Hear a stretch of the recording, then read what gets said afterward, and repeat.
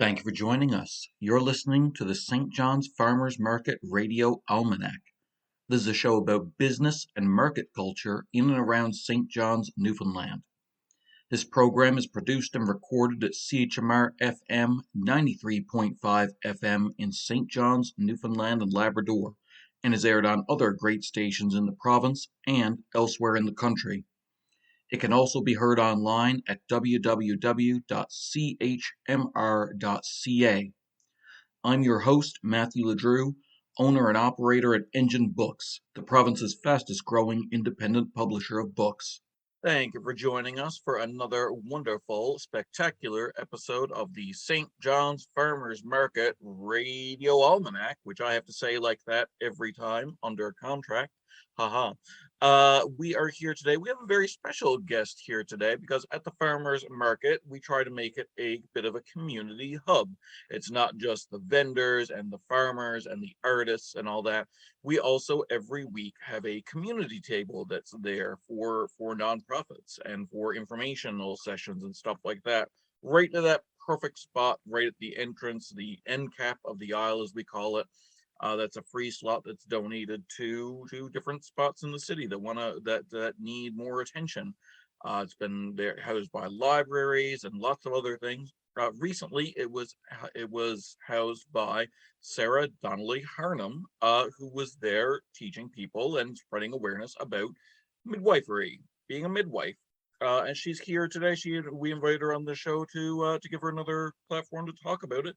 Thank you for joining us, Sarah. Thank you for having me.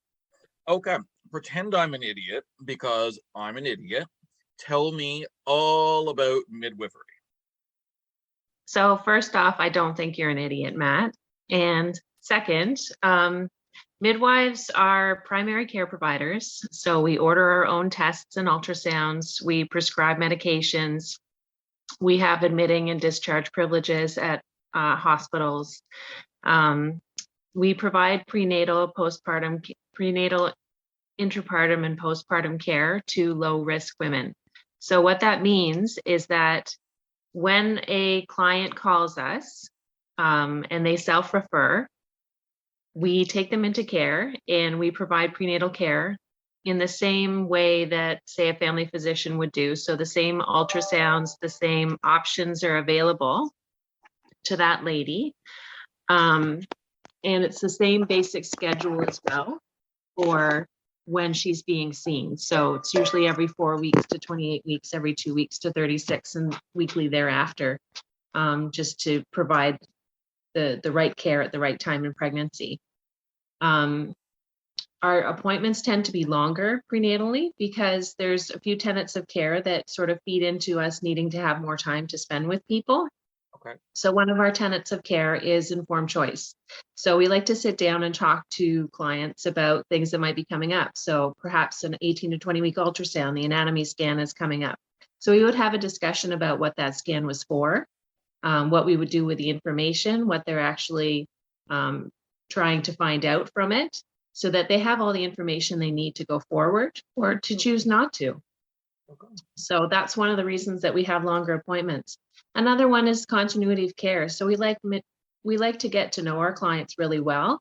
And we know that once we get into the vulnerable place of labor and delivery, that it's really helpful for them to have a familiar face, somebody that they've developed a relationship with and that they feel that they can trust. So having longer appointments allows us to have those relationships built over the course of a pregnancy. And then the third one is choice of birthplace. So midwives do offer an option as far as where to have babies. So we offer home and hospital birth. Common misconception for pretty much everywhere that I've ever worked has been that midwives only do home births. But that's not actually the case. The majority of our births, because the majority of our ladies choose to have babies in hospital. And so that's where we tend to be attending them. But we do offer home birth, and we know that home birth is safe when certain things are in place, such as a well-screened lady who's nice and healthy and having a low-risk pregnancy, a well-integrated care provider, and transport to a center that will take care of her if something goes sideways and we need some extra help. So that's why we tend to have longer appointments going forward. That makes Once, sense. I yeah. imagine something going sideways might actually be your profession might actually be where that phrase comes from. Because if the baby goes sideways, you've got a real problem. Well, thankfully, most of the time we know going into labor what position the baby is in, so we don't need to worry about babies being transverse so much. But certainly, if things start to veer outside of the realm of normal, we're looking to have somebody else on tap in case we need that extra hand. And we usually have a pretty low threshold for transporting into hospital if we're at a home birth, because we know we don't have that safety net at home. So that's one of the things that makes it safe, is that we do a lot of um, education when it comes to identifying risks, and we also do a lot of competencies continuing throughout our careers so that we're safe to provide care at home. So we are trained in emergency skills such as breech delivery, undiagnosed twins, antepartum hemorrhage. So there's a lot of things that are constantly on our minds, which makes it a somewhat stressful career at times because you're constantly playing all of the possibilities. Yeah. We also carry a whole lot of things to a home birth. So we would have oxygen tanks, suction equipment, all the medications required for a postpartum hemorrhage. There's a whole lot of things that we travel around with in our trunks that nobody is really aware of, but it's a lot. Yeah.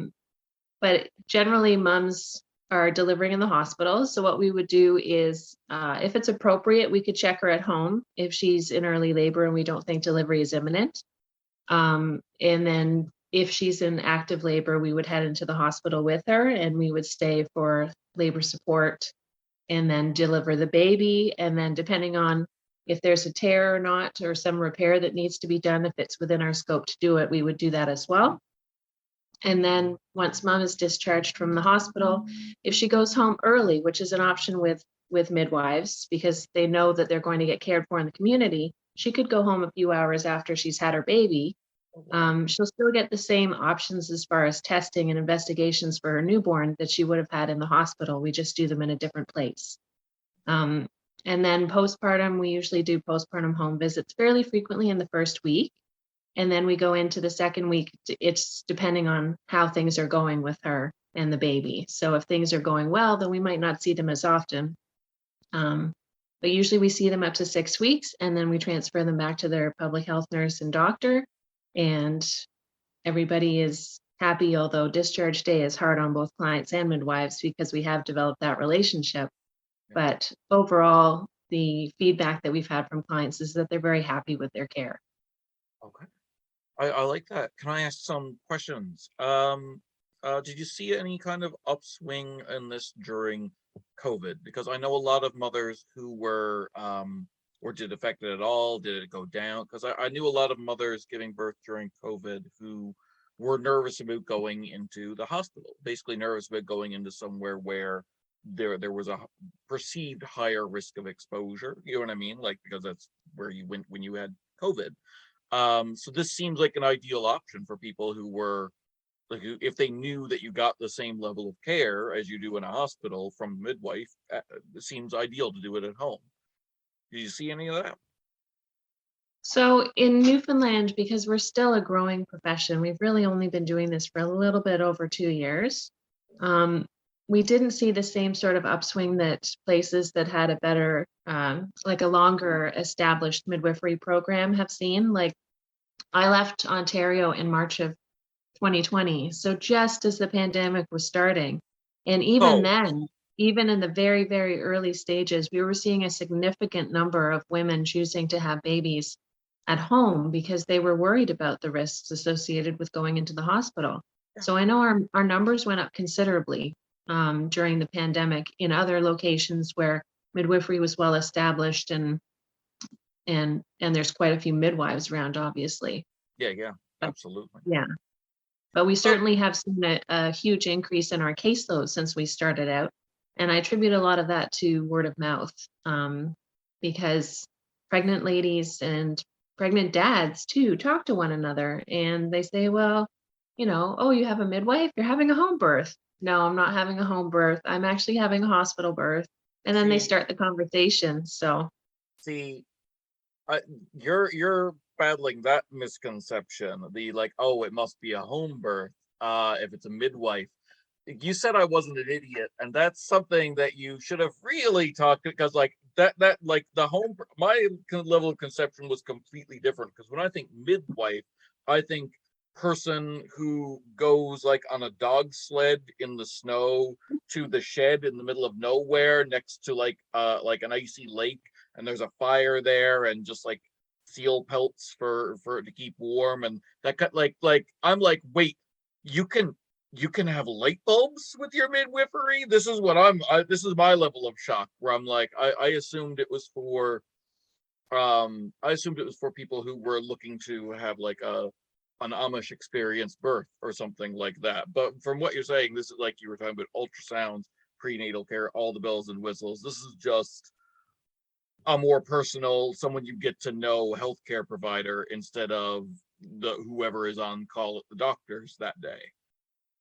Yeah, so I think you're thinking of the Canadian Heritage Minute that has a midwife I in it, am. and she's traveling through the snow, and then the horse gets stopped because there's a fallen tree, and then she has to snowshoe to the cabin. I'm And thinking of that exact thing, and it's didn't realize it was playing in my mind. All of history that I have comes from the Heritage Minutes.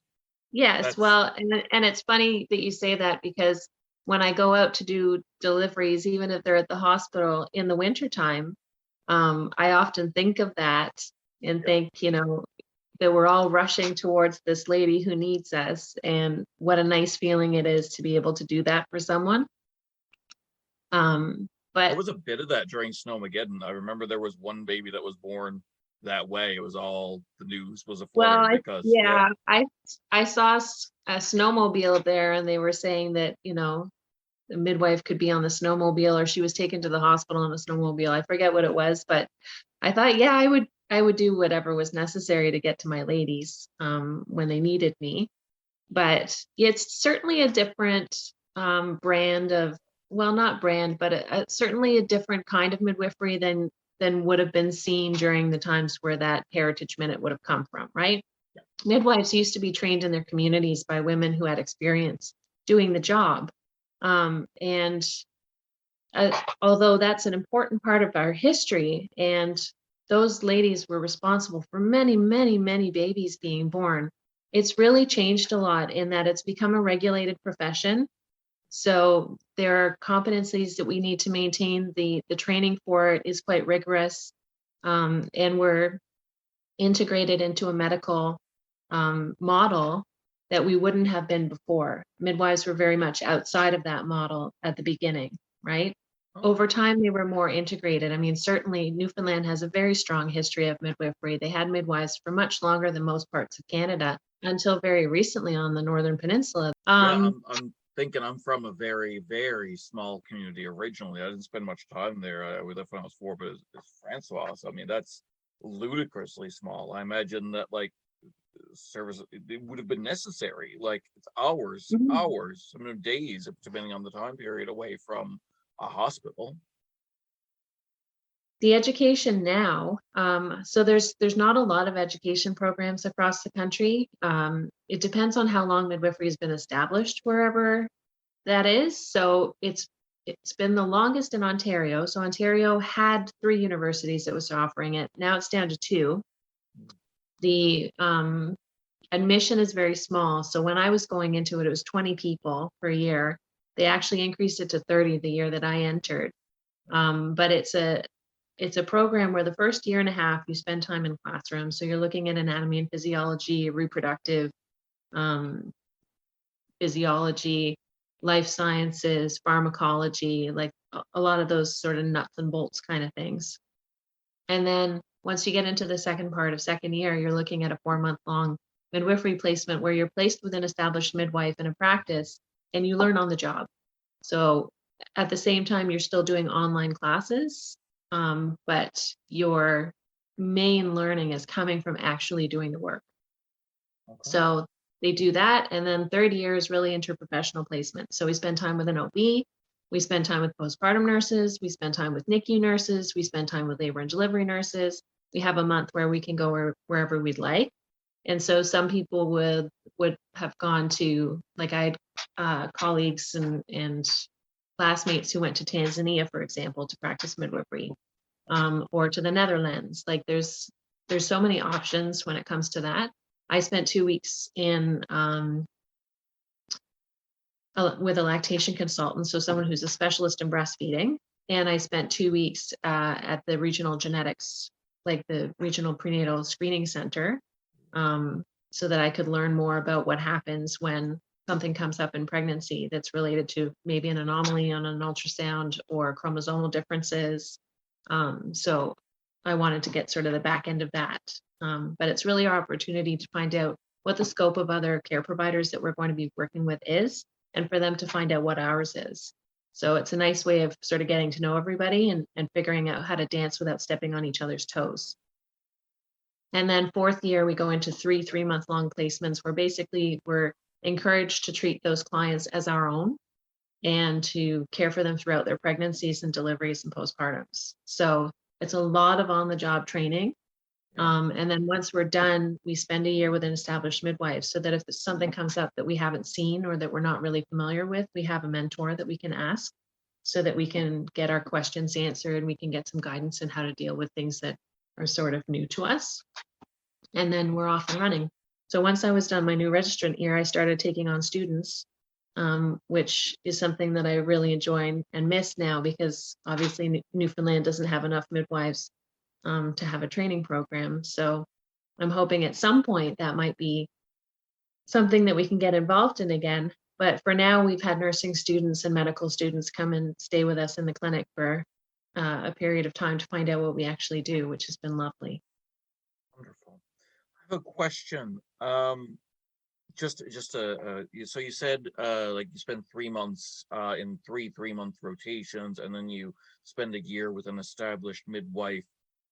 How many deliveries does an average, or in your experience, an average midwife assist in, like a year, a month? Like how often is that happening? Like I'm trying to gauge, like, okay, you work with an established midwife for a year, how many deliveries is that, you know?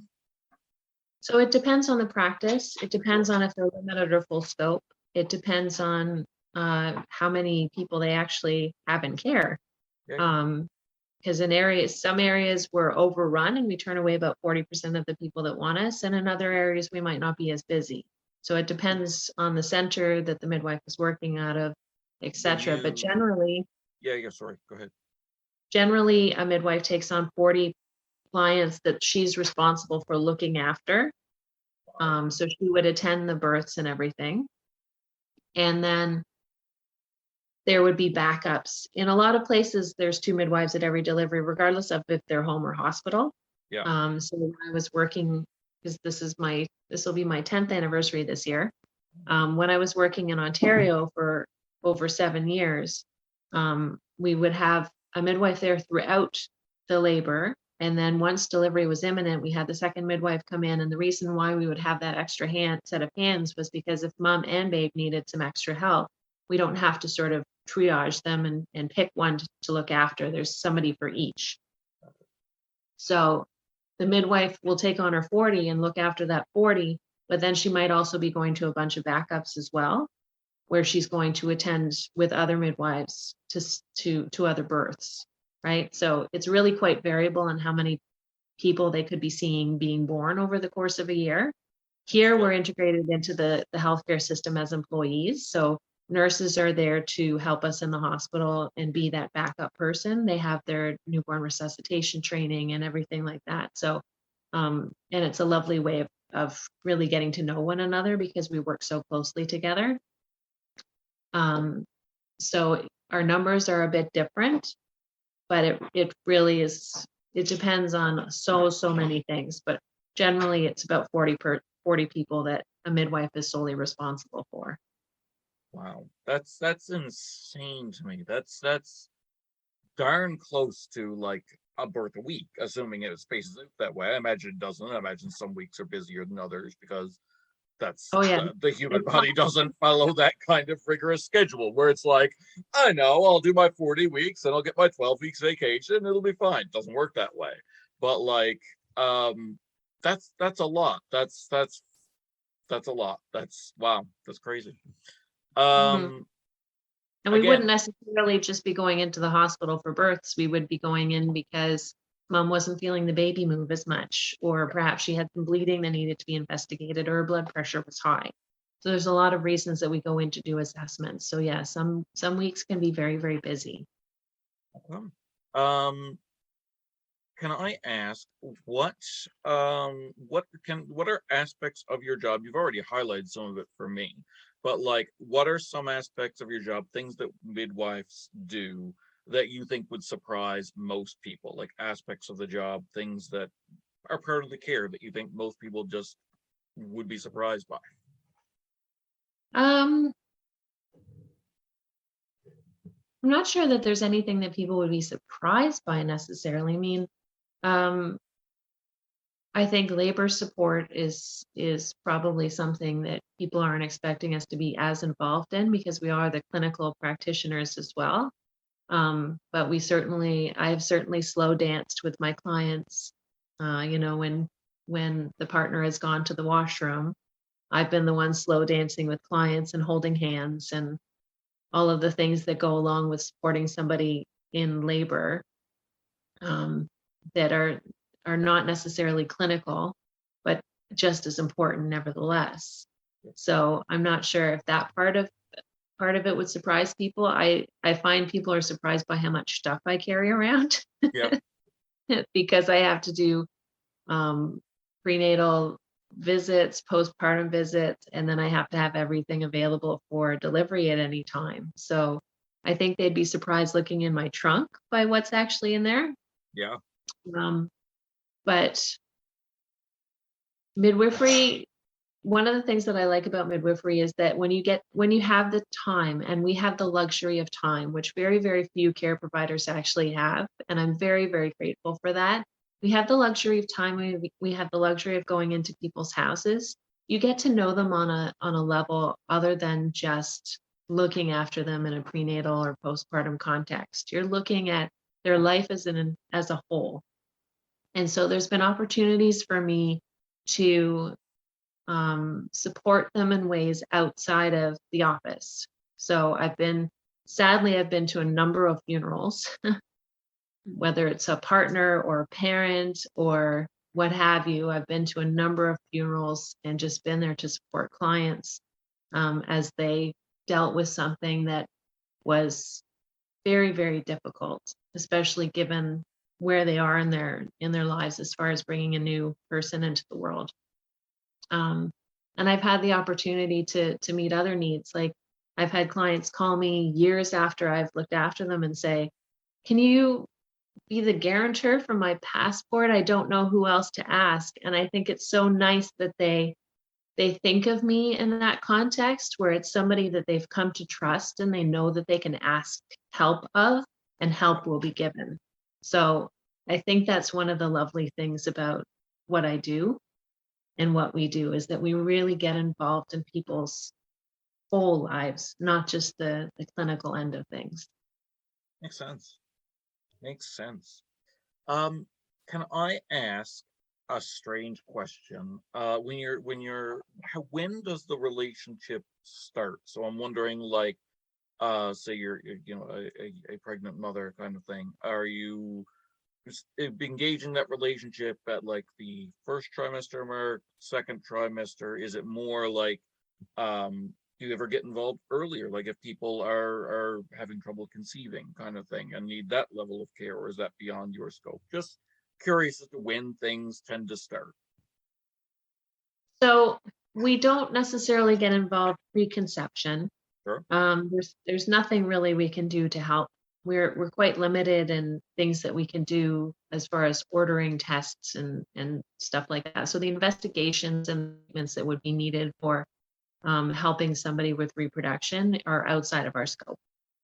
We can certainly counsel moms who have been through something in the course of their pregnancy that's going to affect subsequent pregnancies. Oh, So we okay. can certainly talk to them about that. Um, but we do get involved. It depends on when she calls us. So if moms call us at 6 weeks, then we're talking to them at 6 weeks, usually getting them in a bit later than that so that, it's at a time where we start to have conversations about certain testing options and things that are coming up. But we might have someone call us at 27 weeks or 30 weeks. It really depends on when she contacts us and if we're able to take her into care. And then we would just carry on from wherever her care provider left off. So if she comes in having had nothing done yet, no blood work, no ultrasounds or anything else, then we would start with that and then move through it with her. But if she's coming in later to care, then we would do what's appropriate at that time period in her pregnancy. So it's really up to her as far as when that happens, when that relationship starts to happen. But ideally, we want to see them earlier on in pregnancy, so we have time to establish those relationships and talk about midwifery care and get partners involved. Because we really look after families. I really think we look after families. It's women-centered care, certainly, because she's positioned as the decision maker, right? Yeah, of For course. good reason, right? It's Yeah. her body, it's her pregnancy. But I've told many fathers, I tell them every single time, fathers or other partners, if you need to call me, you call me. This phone number is not just for my client. This is for you as well. And sometimes they do. And it's lovely when they feel that they can reach out too. I find partners are usually really good at spreading awareness of midwifery. A lot of times people will come in and sort of sit there in the clinic with their arms crossed, like, I don't know what I'm doing here. I don't know what this is all about. And then Yeah. by the end of it, they're going to their friends and saying, you've got to get a midwife. Like, this is where it's at. So it's nice that we get that too. Awesome. Awesome. Okay, so let's assume the best and assume that someone out there listening, in wherever this is playing, are either on CHMR or on via or on YouTube or wherever, they are interested now. They are perhaps they're pregnant or about to become pregnant or what have you, and they want more information or to get in contact with a local midwife. Best ways to do that. Where do they get more information? How do they contact? So if somebody's in the central area, because that's the only place really that's offering midwifery care at this point, if somebody in the central area wants to talk to somebody about midwifery care and perhaps come into care, then they should call our office line at 651-6489 and do an intake form. Or they can just ask questions too, because sometimes people don't know, is this something that I would like? So they'd like to have a conversation first before they come into care. So they can call that number if that's what they're interested in doing. Unfortunately, there's nowhere else in the province that's offering it. So I can't really advise anybody outside of the Central Health region.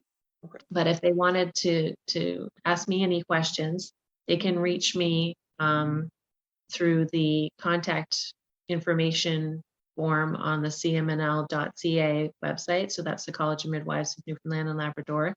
Or they can email info@cmnl.ca and ask questions there as well.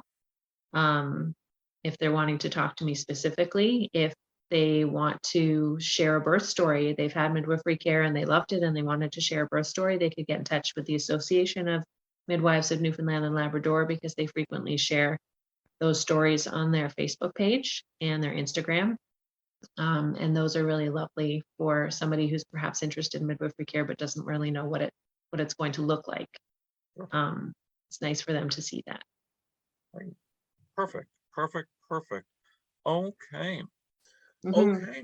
Well, thank you so much for coming on the St. John's Farmers Market Radio Almanac, Sarah Donnelly Harnum, and telling us all about midwifery. It's wonderful to have you on. Thank you very much for having me, Matt. No problem. Anytime. All right. Well, thank you for coming on again. For all of you listening, we'll be here the same time next week to talk more about business culture in St. John's, Newfoundland and Labrador. Be sure to drop by and visit our guests and all the other vendors at the St. John's Farmers Market this week.